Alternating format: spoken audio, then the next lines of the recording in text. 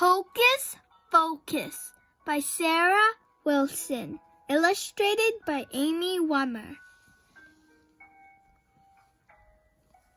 "Hey, Jack! Woohoo, Jack!" called a voice. Jack knew it belonged to his friend, Gina. But which of the fuzzy shapes getting off the bus was her? He had no clue. "Jack!" said Gina. Suddenly, she was right in front of him. "Do you want to come over after school today?" Jack shook his head. "I can't," he replied. "I have to go do something with my dad." He didn't want to tell Gina that he had an appointment with the eye doctor. "Do you have trouble seeing the chalkboard in school?" Dr. Romeo asked Jack later that day. "Sometimes," Jack admitted. Dr. Romeo examined Jack's eyes. Then she made him read letters on a big chart.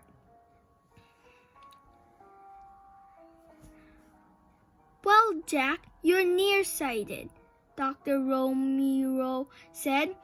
"It looks like you're going to need glasses." She wrote out a prescription, and Jack's dad took him to buy eyeglasses at the mall. Jack wore his glasses to school the next day. "Hi, Jack. Nice glasses," said his teacher, Miss Brenner. "Gee," Jack thought. "I was hoping no one would notice." Then Hank, a kid in Jack's class, walked by. "Hey, Four Eyes, nice glasses," he shouted. Jack felt bad. He whipped off his glasses and headed into class. "What's up?" said Gina. "You look upset." Jack showed her his new glasses. "Oh," she said. She pulled a sparkly purple case from her backpack. "You have glasses too?" exclaimed Jack. Gina nodded. "But I never wear them. The one time I did, Hank called me Four Eyes." "I thought you could see great," Jack said. "You always read the chalkboard for me." "I'm farsighted," Gina told him. "I can see the board. No problem. It's just the close-up stuff that's all blurry." Jack decided he would wear his glasses at home, not in school. "I won't give Hank a chance to call me Four Eyes again," he thought. Jack and Gina made a good team. Gina could see everything Mr. Brenner wrote on the chalkboard. She told Jack, and he took notes. Jack could do all the measuring in science. He peered at the tiny numbers on the beaker and read them to Gina. One day, Mr. Brenner pulled Jack aside. "Didn't I see you with glasses on last week?" He asked. "Glasses?" Jack repeated. "Oh, those glasses! I don't need them all the time, just for, doing my homework at home." Jack started for the cafeteria. "Heads up!" yelled Hank. A volleyball bonked off Jack's head. "Ouch!" he cried. He hadn't even seen it coming. The next day, the class went on a field trip to a rock quarry. Rock hounding is a lot of fun, but you have to be careful, Mr. Brenner told the class. "Please pay attention to the signs. I repeat, obey all the signs." "Let's go," said Gina, tugging on Jack's elbow. "I see a great rock pile over there." All Jack could see was a blurry gray lump in the distance, but he followed after her. Suddenly, Gina tripped and went flying. "Sorry," said Jack. "I should have warned you about the tree root." They heard Hank laughing. "Gina, how are you going to find rock samples? You can't even see stuff that's right in front of you."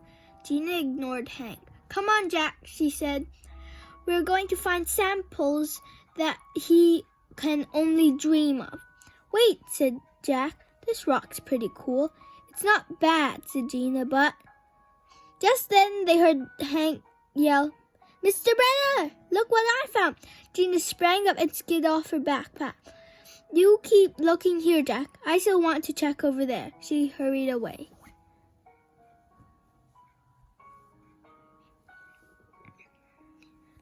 Gina finally reached the rock pile she had spotted. There was a sign nearby, but the letters were a blur. She squinted, trying to make out what it said. She took a step backwards, then another and another, and caution, she read, but it was too late.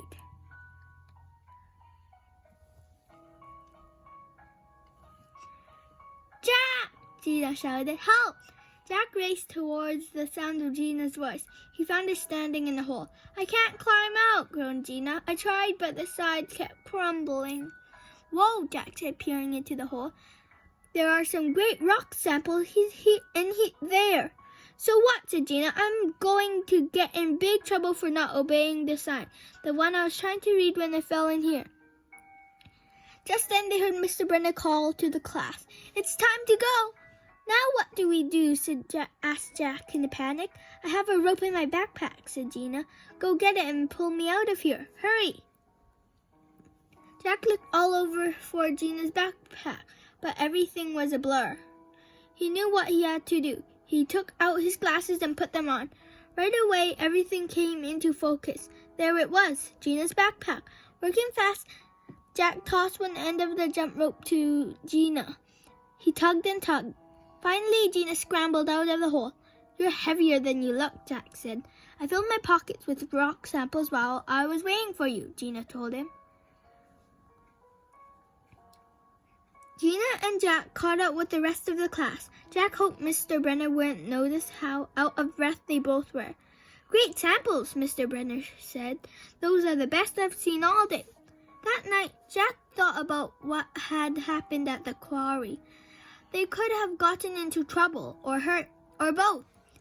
Jack decided he would wear his glasses from now on, no matter what Hank said, and he would get Gina to wear hers too.